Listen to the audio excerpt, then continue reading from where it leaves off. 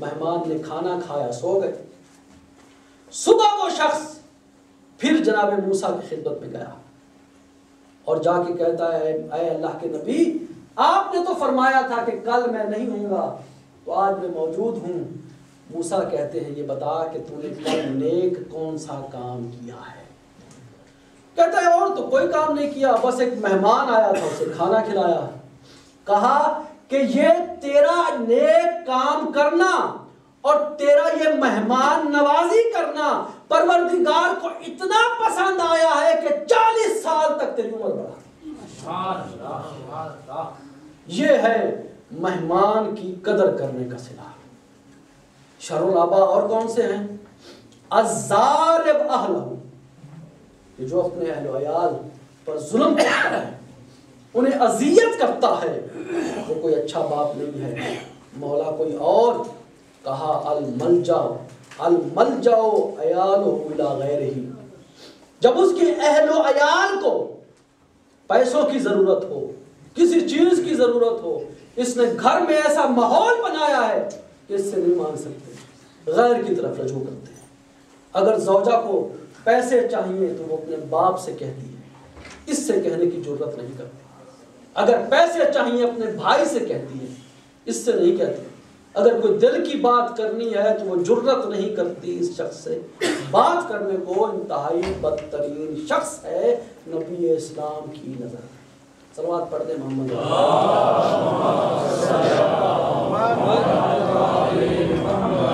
ایک بار پھر درود پڑھیں۔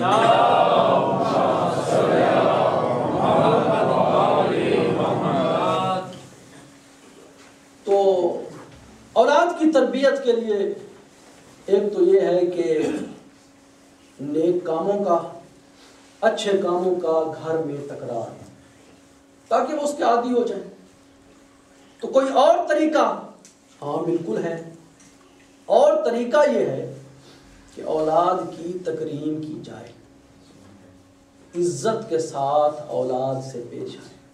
اس لیے کہ جب ہم عزت سے پیش آئیں گے، اور یہ روایات میں موجود ہے کہ جو اولاد عزت اور کرامت کے ساتھ بڑی ہو تو وہ کبھی گناہ نہیں کرتی۔ اور دیکھیے کہ آپ حضرات جو ہے نا وہ قرآن مجید کی تلاوت کرتے ہیں، جب آپ قرآن کھولیں تو اس میں سورہ لقمان کا جب آپ مطالعہ کریں گے تو ارشاد ہو رہا ہے فَإِذْ قَالَ لُقْمَانُ لِابْنِهِ وَهُوَ يَعِظُهُ يَا بُنَيَّ۔ یہاں پہ مفسرین یہ کہتے ہیں کہ اگر وَهُوَ يَعِظُهُ جو ہے نا اس کا تذکرہ نہ بھی ہو تب بھی معنی پورا ہے۔ جی اِذْ قَالَ لُقْمَانُ لِابْنِهِ یا بنیا، جب لقمان نے کہا اپنے بیٹے سے اے میرے بیٹے، تو اس میں معنی تو پورا ہے۔ یعظہ، یہ یعنی بتا کر، خدا یہ بتا رہا ہے لوگوں اولاد سے گفتگو کس طرح کرنا ہے۔ سبحان اللہ۔ جب اپنی جوان اولاد سے گفتگو کرو وَهُوَ يَعِظُهُ، کہ دیکھو تمہارا لہجہ آمرانہ نہ ہو، حکمیہ انداز میں بات نہ کرو، تحقیر کر کے اس کی شخصیت کو مت بگاڑو۔ وَهُوَ يَعِظُهُ، خیر خواہانہ انداز میں بیٹے سے بات کرو۔ سبحان اللہ۔ یہ قرآن کہہ رہا ہے کہ ہمیں اس طرح سے قرآن پر عمل کرنا چاہیے اور اہل بیت کے فرامین پر عمل کریں۔ صلوات پڑھیں محمد۔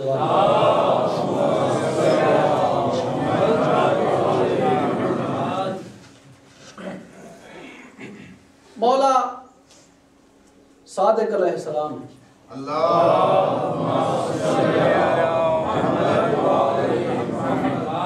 جیسا کہ میں نے پہلے بھی عرض کیا کہ 7 مرتبہ اس لعین نے، منصور نے مجبور کیا امام کو دربار میں آنے۔ کس لیے بلا رہا تھا؟ اس لیے بلا رہا تھا کہ تاکہ امام کو شہید کر سکے۔ سامعین محترم، جب منصور نے حکم دیا حرمین کے گورنر کو کہ دیکھو تم صادق آل محمد کے گھر میں آگ لگا دو، تو اس نے معصوم کے گھر میں آگ لگا دی۔ इमाम ضعیفی کا عالم ہے، میرا مظلوم مولا خود اس آگ کو بجھا رہے ہیں۔ آگ پہ قابو پا لیا، آگ بجھ گئی۔ دوسرے دن جب لوگ آئے ہیں نا تو کیا دیکھا؟ مولا مغموم بیٹھے۔ تو کہنے والوں نے کہا مولا یہ آپ کے گھر پر کوئی پہلی دفعہ آگ تو نہیں لگی، مولا پہلے بھی آگ لگتی رہی ہے، آپ یہ بتائیں اتنے مغموم کیوں ہیں؟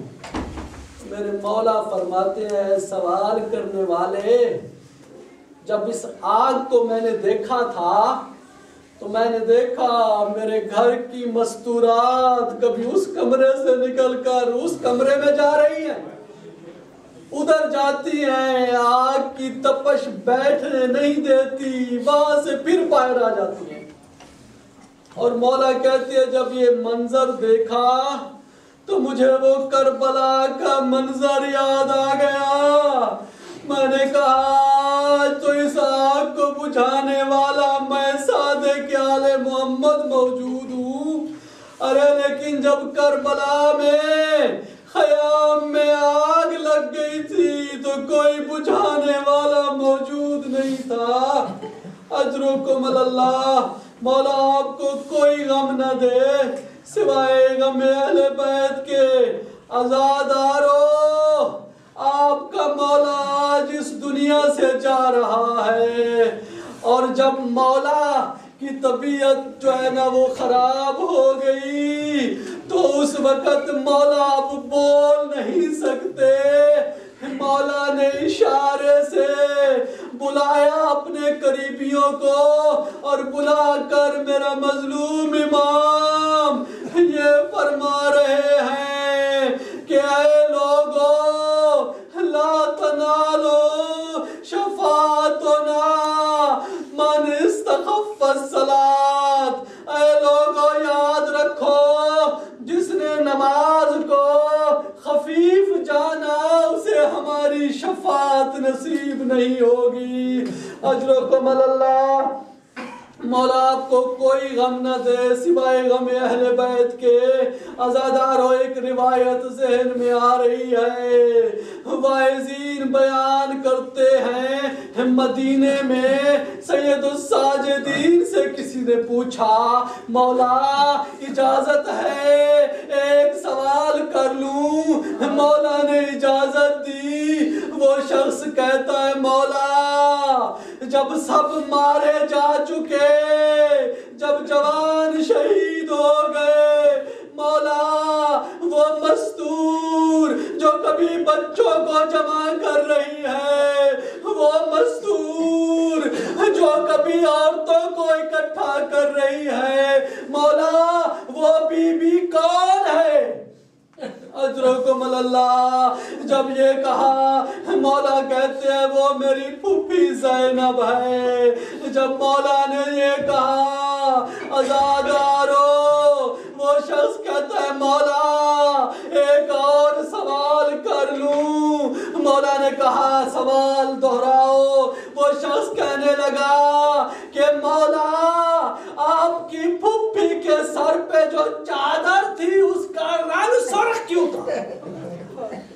اجرکم اللہ، جب یہ سنا میرے مولا کہتے ہیں سوال کرنے والے تو نے سجاد کا جگر چھلنی کر دیا۔ ارے جب علی اکبر کا لاشا خیام میں آیا تو جناب زینب نے اپنے آپ کو علی اکبر کے اوپر گرا دیا۔ اجرکم اللہ، جوان کے سینے سے نکلنے والا لہو اس نے میری پھوپھی کی چادر کا رنگ متغیر کر دیا۔ ماتم حسین